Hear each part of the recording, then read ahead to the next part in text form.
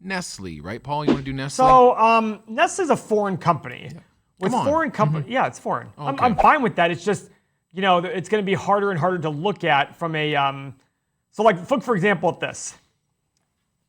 I don't know why this is happening, but it's showing no PE, yet the trailing 12 months shows a big profit.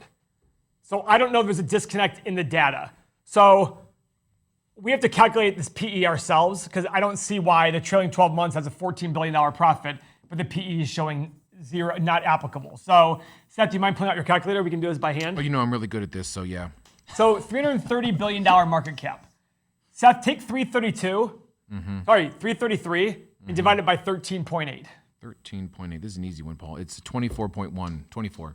Okay. That's an X. That's their PE in the last 12 months, according to this data. Now, if anybody wants to come out here and go, Paul, you're wrong, I'm going off the data that's provided to me by Y Charts, and their data is provided by another source. So that's where we're at. Now, profit margin, check mark on both trailing 12 months. So we have check mark here. And gross margin. Look at that gross margin, almost 50%. That's really, really high. That means for every dollar they sell extra, they make about 50 cents in profit on that dollar to the bottom line. And a dividend here of 2.37%. Seth, could you pull up that calculator one more time? I got it. 333 times 0.0237. Their dividend is 7.9 million? Billion. Billion. Let's call it $8 billion. $8 billion. So we need to make sure that their free cash flow, which free cash flow is used to pay out dividends, buy back shares, et cetera, can support this $8 billion dividend all day. We don't want them to have $9 billion in free cash flow and then pay $8 billion out to dividends. We might be okay with that, but it's not as safe. So that'll be, so far right now we have one check and one X. The one X is PE because it's 24. Revenue growth over the past 5 years is pillar number 3. Revenue growth the last 5 years, 92.5, 93.5. Check mark. Very slow growing company. So when we go back in the future, when we go to the price of free cash flow, we want a lower multiple because there isn't much growth here. It's a very mature company. So right now it is a check mark. Pillar number 4 is profit growth, Paul. The profit growth, 9.4 billion to 12.7. Check mark there. Nice. It's a little bit over the board, so this is a great opportunity to do averages here as opposed to anything else.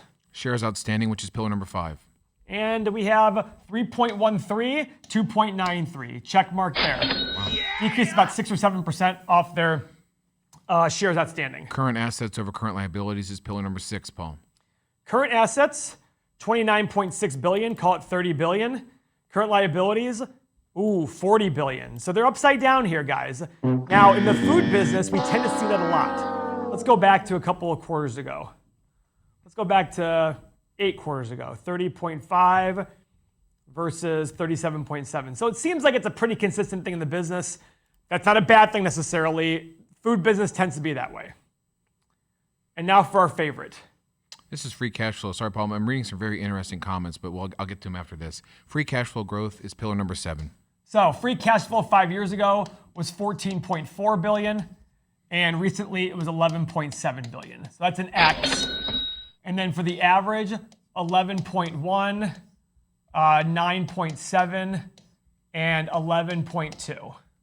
The average free cash flow is 11.6. 11.6 times.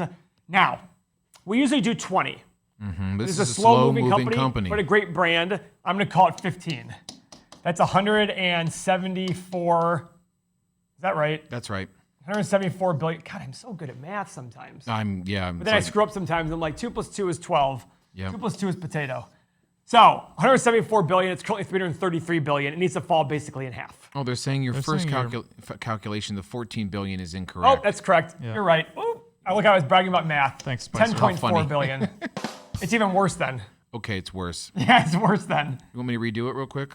No, you're fine. 4 divided by 1, so it's probably 10.8 or so times 15. It's even worse. Here I was bragging about my math. I can do the hard math. I can't do the easy one. Came back to get you, yeah.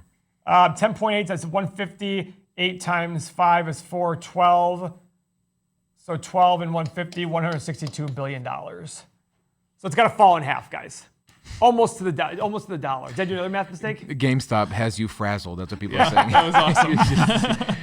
Guys, there's an X here too, but this is a check now. The free cash flow is actually a check now then, because it went from 10.4 to... hey now. Yeah. You know, there is increasing free cash flow, which is great, but this price is too high. And I think when I look at this and I go, yeah, I do think this is a great company to look at, but you got to wait until it falls significantly in price because, I don't know. It's just, Nestle's great. Don't get me wrong. They're right over there in Solon. Yeah, they have a big office there in office Solon. there, yeah. I thought you were saying they were based out there. I'm like, no. they're based out of like Switzerland or something. Yeah, Final take on Nestle, Paul? I think just add it to your list to watch and wait for them to fall. Let's see how their last 12 months are. Hang on a second. They did 93.4. So their revenue is down. Their profit was up slightly. That's interesting. Would you look at that? So here's a deal of foreign companies. They only report like these half years. Okay. I like Nestle as a, not as is, but remember, if it falls in half, your dividend of 2.some% will go to 5% something. Your dividend right now is 2.37, so it's going to go to 4.75% if it falls in half. And it can afford the dividend. I think it's a big chunk of their, but they're not buying back shares in big volume. And they're probably not doing, they're going to do acquisitions, probably going to use some debt on it. So, guys, I think, I don't know. I like this as a play if the price falls a lot. I like it a lot as a play if the price falls. Billy's asking if we can look at momentum for this. Let's look at momentum. Do you want to take that over? Oh, I have to do No, it you right here. take momentum. So, guys, I don't something have charts exciting on we're foreign doing. company. Pretty soon, we're going to have another whiteboard. Oh, this is a big announcement. Hold on, Paul. I need a drum roll, but I don't have one. But go ahead.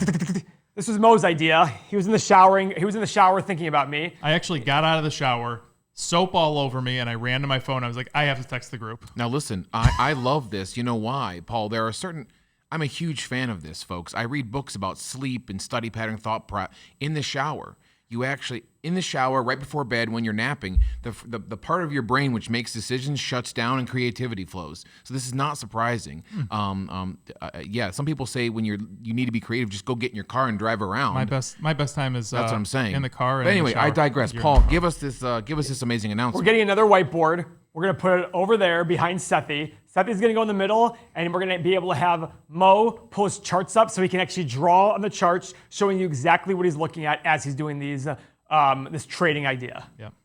Yeah, and this decision alone by Paul will probably cost him about $10,000 in lighting, boards, setups, computers, microphones, and cameras. And the funny part is, you were like, "Well, Paul's going to cost a lot of money." What did I say? You just said yeah. F it. I said F it. F it. Let's go. Let's go. So that's what will be happening. Don't tell my brother. As soon as possible, we'll be getting a second Mason, board. don't tell Mikey. We'll be getting a second board in here with Mo showing you the charts for trading. It's going to be completely absurd. So there you go, folks. Okay, Paul, you pulled up momentum for Nestle. Let's take a look, brother.